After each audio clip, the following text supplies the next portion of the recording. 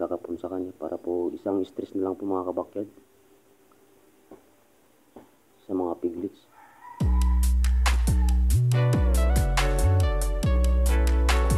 Kaya sa pag-aalaga po talaga ng mga kabakyard, tagalog po talaga sa makakaraos po tayo.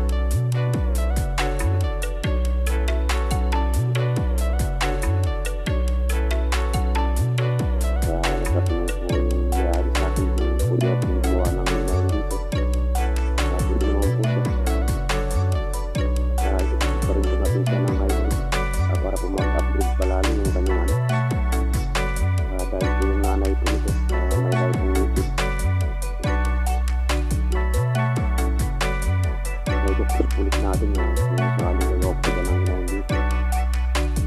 Dahil fresh parity po niya, 8 piraso po. Good na good po niya.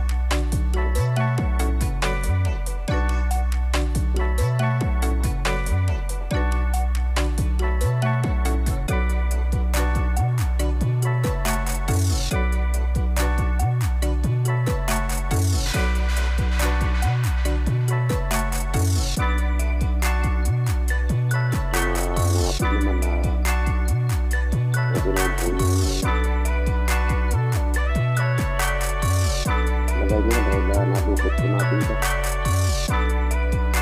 Dahil medyo malaki po yung panghuli na lumabas. Kaya nag-inject din po tayo sa kanya ng antibiotic. Kaya pang 5 araw po natin injikan.